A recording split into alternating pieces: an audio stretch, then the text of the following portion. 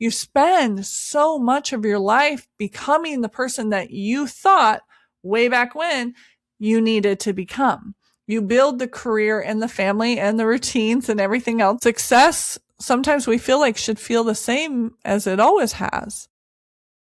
But when you continue to grow, it's a privilege to change your mind.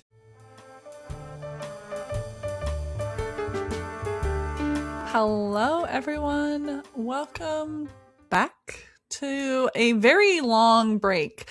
Look, it was Mercury retrograde. As you all know, I am a super Virgo. And so the thought of doing things during Mercury retrograde, first of all, I had to film 2 classes, one for the moon members inside the Melange and one for the stars members inside the Melange. And both, I'll be honest, got up. So I wasn't going to push my luck and film a whole podcast. But also the astrology has been, in my opinion, moving and fluctuating so much that I needed some settle period. I was talking with a member of the moon the other day, or excuse me, of the sun membership the other day. And she was like, she said, I love your podcast. And then she said, I love the visual version of it. So, hey guys, she did remind me that there was a shadow period. And that was the whole point of telling you that very long story. There is a shadow period of Mercury retrograde, and I needed to honor it. There was a lot of things that I did during Mercury retrograde. For the most part, I took all of Mercury retrograde off in my business. Timing wise, it just happened to work that way. So I stopped all in-person sessions that I was doing for the month of July. And honestly, all of my regulars knew that I was taking that month off to see if I wanted to continue doing a residency. I've been at the same shop doing a residency for weekly astrology readings for many years now. And honestly, the answer was no. I started running on the weekends. I had more time for my family on the weekends. And I honestly felt like I got more of a break. I didn't feel like I was only having one day off. I got to meet with my son clients all week. And then I got Saturday and Sunday off. And I had more time to create. I actually wrote several of these podcast episodes since then. So moving forward, I will still do in-persons, but I will not have any sort of weekly standing appointments. Now, with that said, I actually have an entire space now that I can see clients whenever, almost whenever I want. So if you would like to have a one-on-one in-person astrology reading instead of a virtual one, we can always meet. Just go ahead and email me, Elizabeth@themedicinalmelange.com, and we can work out your preferred day and time. But after I decided that I would not be working weekends anymore, I also was looking at the grander scheme of things of, would I make the same decisions today that maybe I made 3 years ago, 5 years ago, even a year ago? And I don't know why that question has been following me around, but it is what it is. And I was driving the other day and looked around my car.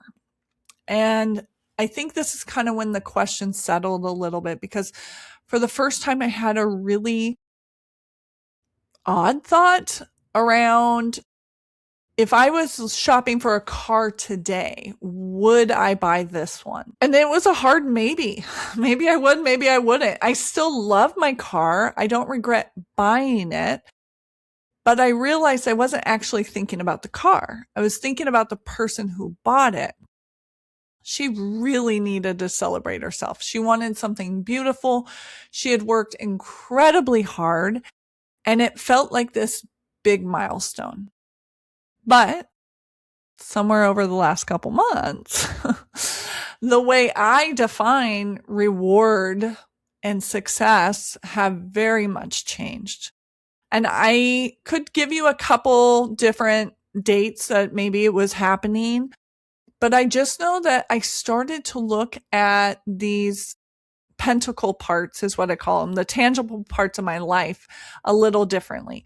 The things that I own, the way I spend money, the way I spend money on my family, even the things that I thought would make me feel like, oh, you made it, girl.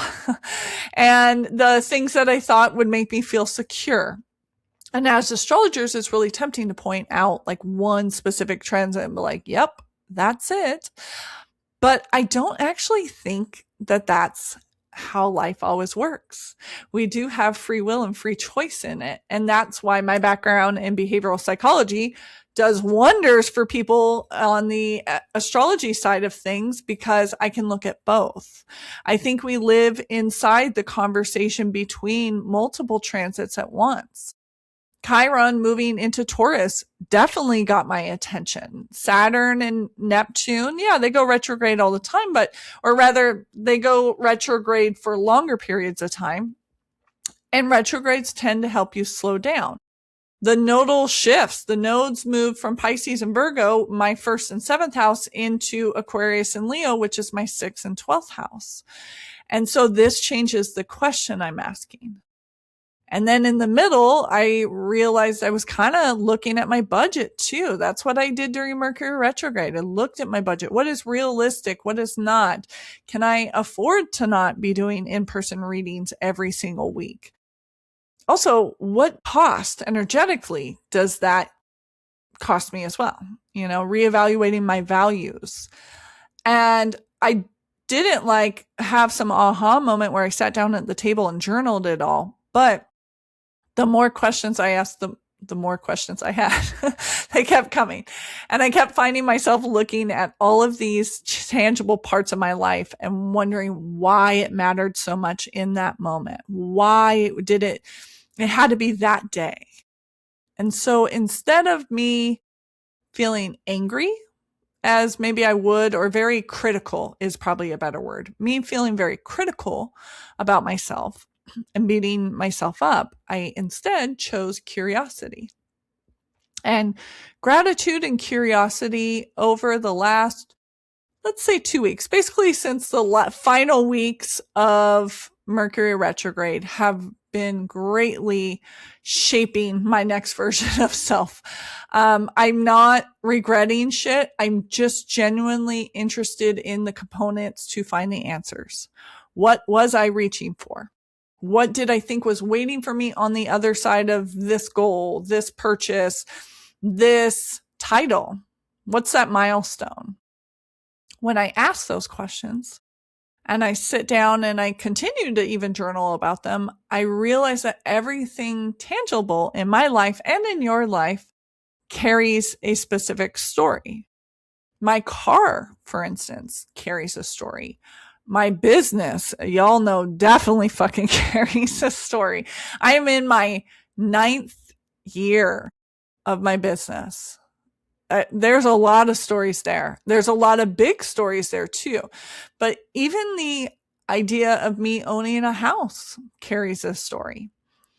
Okay. And I had attached things to these purchases, these transactions, these choices. The car itself is probably the easiest example because it's one that keeps pulling me back. When I went on vacation to visit my now person, my ex was real big mad that I was deciding to move on after he had been unfaithful. And while I was visiting, he took the car that we technically own together. Legally, his name is on the title. So there's not anything I could do about it, but emotionally it felt like he had made a choice to take away my livelihood, because how do I load up my car to go to markets if I don't have a car? Fucked with my daughter's medical journey because I can't take her to medical visits unless I have that car. And it's not like I had at the moment any sort of family living by me either. That wasn't just the car I drove. It's the car that I took my daughter camping in. And it's the car that she would lay down in and rest while we were driving home after hospital visits because she didn't feel good. It had a lot of memories, but it also held the only thing that gave me freedom in that moment when all of my choices were in the process and the astrology to be made for me. It like represented the season of my life that just disappeared. And, you know, I'm very grateful because after these big seasons where I was completely out of control and had to surrender, and thankfully I did because I had someone come into my life who showed me a level of generosity that I'll never ever forget or take for granted. And when I said, hey, by the way, my ex is big mad, just took my car, so I don't even know how I'm getting home after I fly back, blah, blah, blah. And so when he heard that happen, he literally in a different state took me to a dealership, bought me a car, cash, no hesitation, no questions. It wasn't a car. He bought me a truck. So that way I had something that I can put my market stuff in. He knew that there was enough room for everybody in the car. And it was one of the kindest things that anyone has ever done for me. And over the years, obviously, like, I've thought about this. The car before did not feel entirely mine. And I'll be honest, the car after, even though it was fully in my name, my possession, everything, it was given to me. So it's not in an ungrateful way. I am incredibly grateful, but it also somewhere inside of me, there was still this quiet voice that wanted to know if I could do this all on my own. Because I feel like the lessons I learned over and over again in my life was that I doubted myself and my own personal power. And I can have nice things in life, but they come if somebody else helps me. If somebody else helps me, if I wanted some sort of luxury, I don't think I was necessarily chasing it, but you know, I needed somebody else to make sure that I could, if just in case I couldn't afford it, they had my back. So when I'm going through all of this and thinking about all of this, I go to my current car. Now, I wanted something new. I wanted a hybrid because I drive a lot. I didn't want solely electric because I didn't want to have to be tied to, you know, charging it every however long. I didn't know. But my kids are big. I needed something comfortable. I needed something comfortable enough for long ass road trips because I love road trips. And I needed something practical that would last me for years. So even though I was in the car dealership and my husband was definitely there saying like, okay, yeah, I'm going to get this for you. Da, da, da. I think my intuition knew that this is going to be all in my name and I would end up taking care of this car note by myself.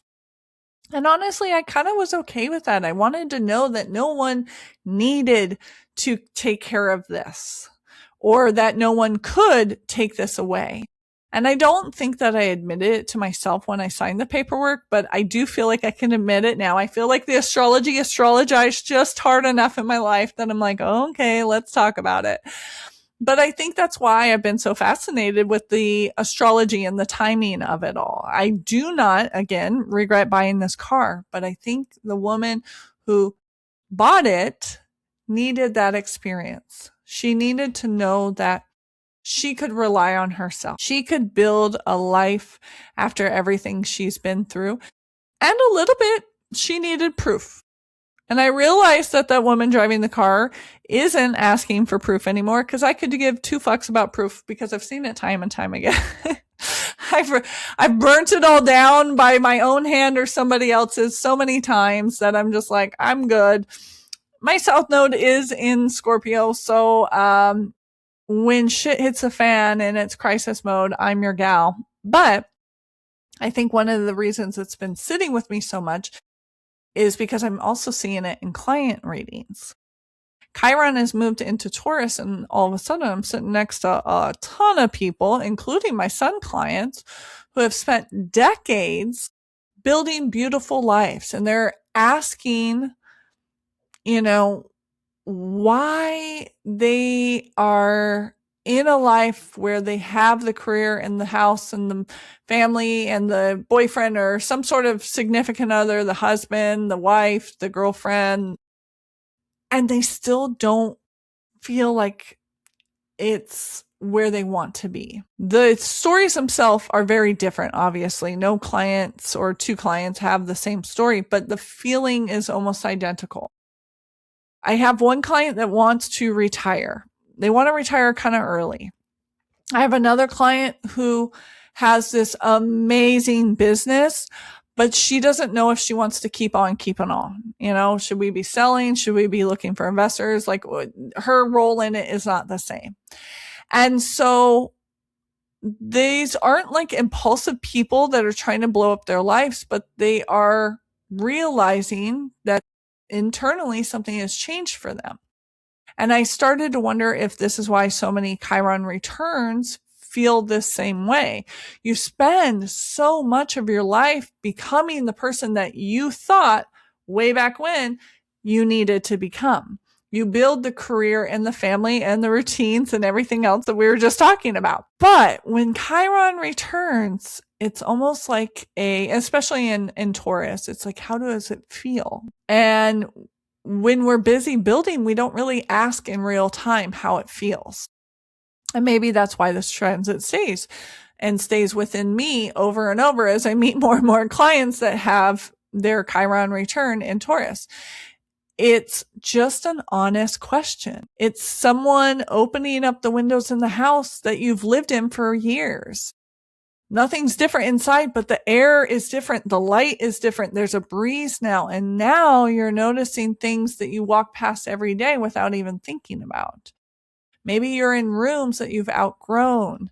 The picture that hangs on the wall of the beautiful family maybe doesn't actually reflect what's been going on in that family. And that's how right now kind of feels for me. I don't want to like run away from my life. Quite the opposite.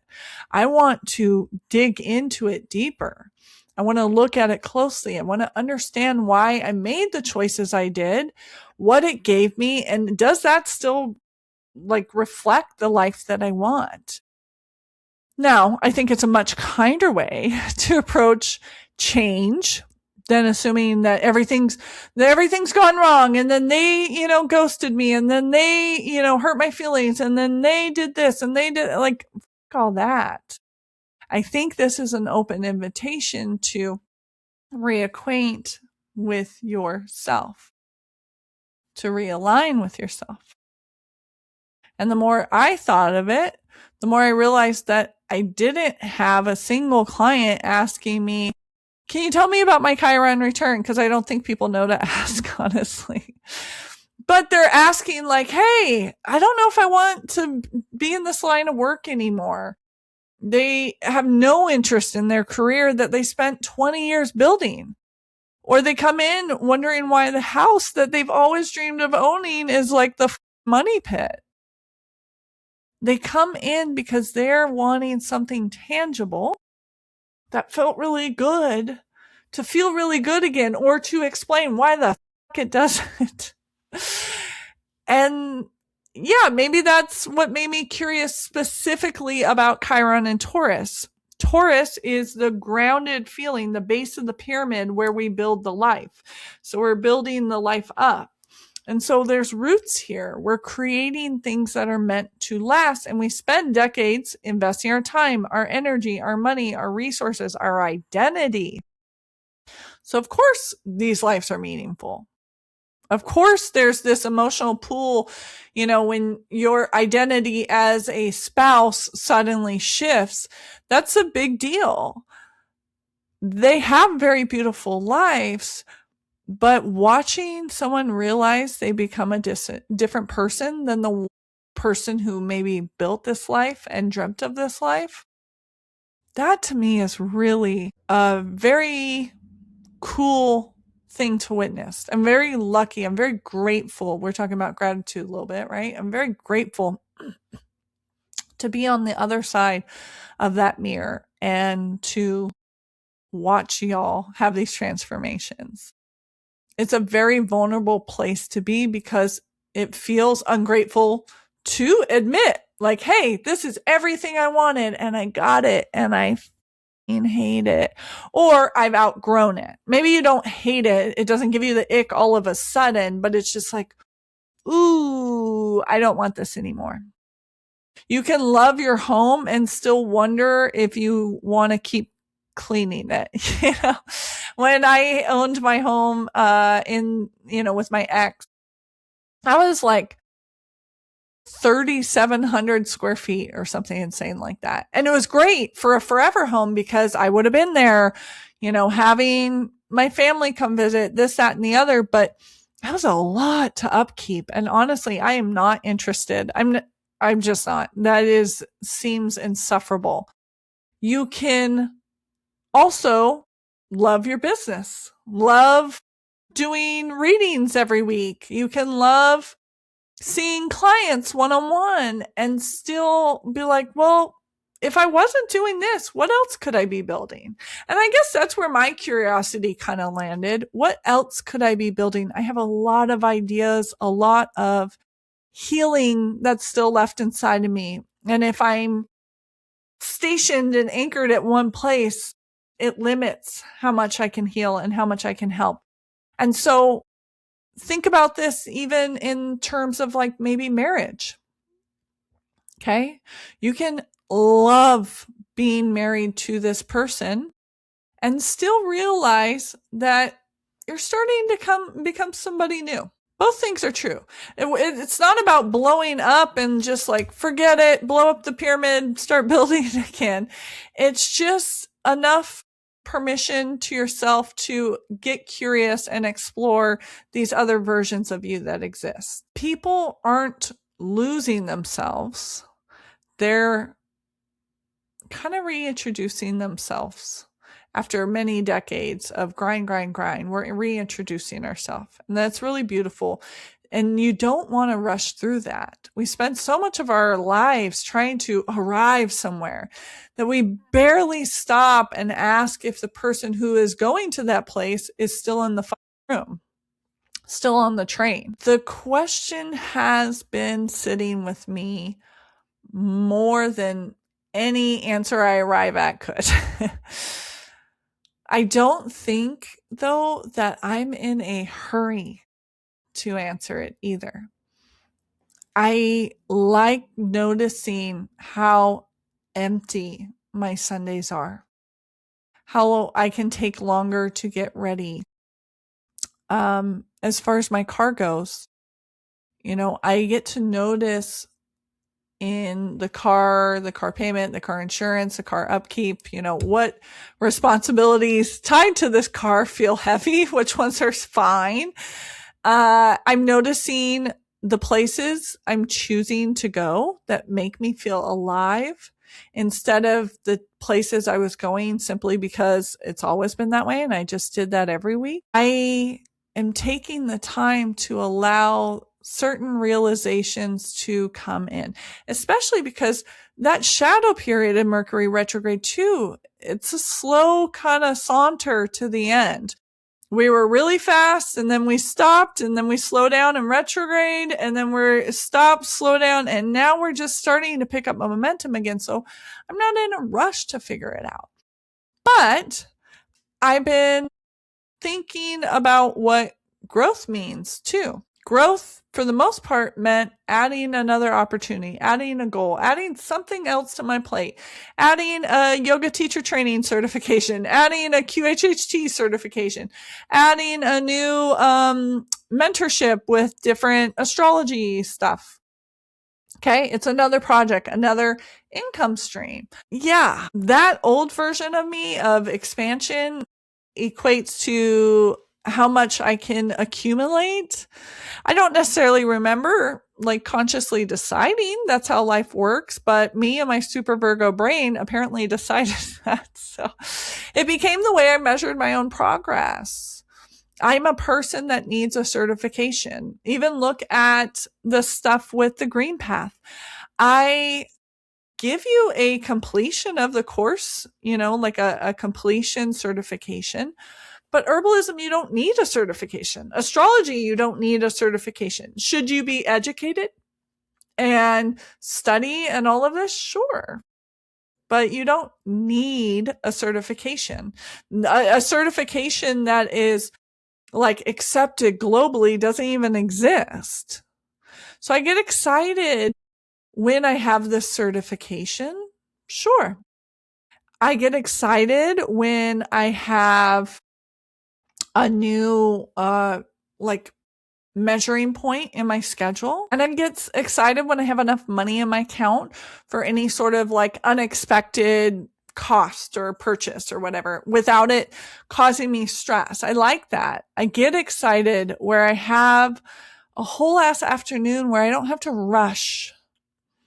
And I don't know if that is age and experience or astrology or a combination of all of it, but it feels very different.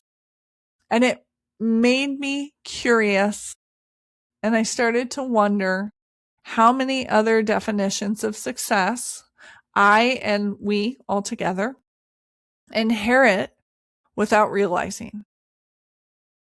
I don't think every person that I've ever encountered that was like a role model necessarily sat me down and told me, okay, this is what success looks like. It's a luxury car. It's another business. It's owning a house. Okay, buy another house now.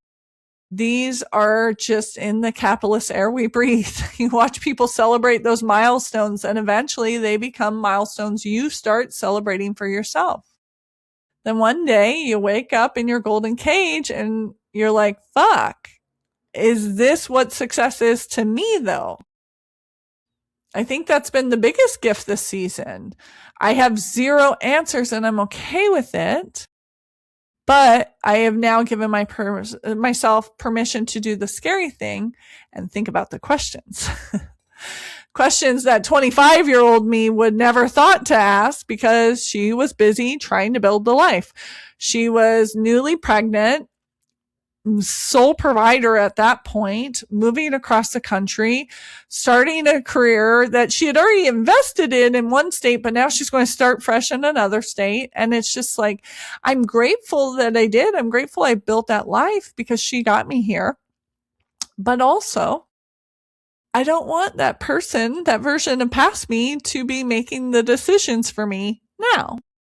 That past version did their job. It's my turn to make these decisions. And that's cool if this is the part that nobody has at least ever talked to me about getting older, how much time we spend honoring the younger versions of ourselves for surviving. And then we forget to check in with the future or current versions of ourselves, right? The person we've become. We assume our goals should stay the same because they always have. You should own a store. Everybody. That's how they know they've meant it. They have a successful store. Why? Why is that the metric? Is that my metric? I keep being told by many people that is on my plate for the future. And I'm just like, I don't know what that would look like because 40-year-old me is not sure yet. Success, sometimes we feel like should feel the same as it always has. But when you continue to grow, it's a privilege to change your mind. And you would have asked me 6 months ago, knowing exactly where I was going, if that was solid and that was good, yes. And now 6 months later, I go, but that's not the only thing. My wisdom today is recognizing that I'm done with the map that got me here. So, all right. I mean, look, if the universe wants to give me the map for the next place I'm going, I would greatly appreciate it. But okay, I feel like I'm done with that chapter. And so, yeah, the circumstances are always going to be different.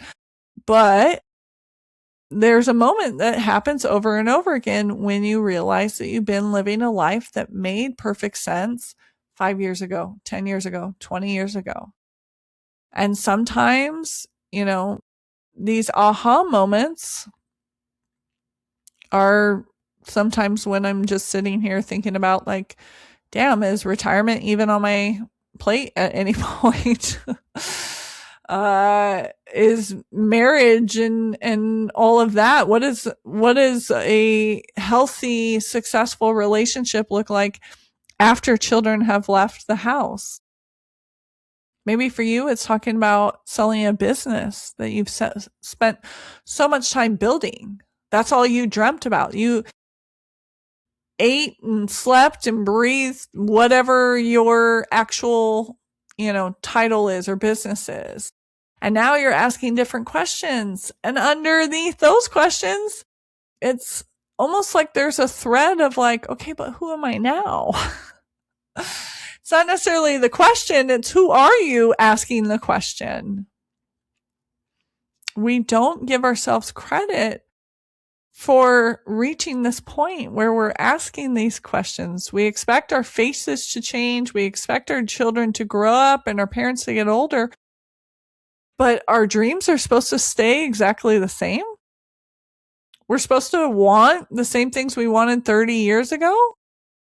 What if you bought a house 30 years ago? Do you still want that house? I mean, truly. Yes, we want a safe place to live, but if you could live anywhere safely, would you still have this house? If it was paid off just as much as the house you currently have? Because I feel like that's where they get caught up in the details. No, I'm just saying. If it was like, okay, we stamp and repeat this everywhere, would it be where you live now? We wonder what's wrong with us when we have such big questions. Chiron is in Taurus. We're thinking about the life we want to live. We're grieving the life we maybe built that we don't like anymore. And it's not necessarily that we're grieving the life, we're grieving the versions of ourselves that built it, because they get to rest now, but that means we don't get to keep them along with the journey.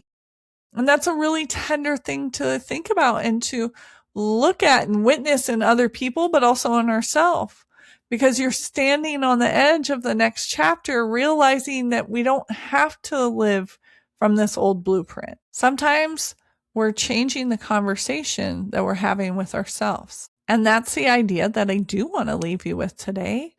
I don't think you need to be all drastic when it comes to decision making and, light the bridges up as you cross them. But I do think we need to be paying attention to the questions that are returning right now as we exit Mercury retrograde, as Saturn goes retrograde, Neptune's been retrograde, and especially as the nodes have shifted and Chiron is officially in Taurus. These are the quiet questions that are with you while you're driving home, with you while you're folding laundry. Maybe you get the answer when you quiet your mind and you're cooking dinner or you're sitting outside with your cup of coffee. These questions that arrive in the quiet, a lot of the times know something before we do. And this is your time. And I know it's definitely my time to start asking them, but also staying quiet enough to hear the answer. Maybe the universe right now is just asking us all to just listen. Before I end today's episode of the Medicinal Melange podcast, I thought I would pull a card and just kind of think about the moments moving ahead. I am actually today going to use the cards that I use during my astrology readings. We do some mediumship as well together, just so that way I can check in and make sure that I'm getting you all the messages. So the cards always help. So what we're going to be looking at today is things not cooperating. And man, my guides, if you've ever gotten a reading from me, you know that my guides are always quite on brand. So the cards that I pulled are a lack of cooperation. It's sextile reverse with your future self.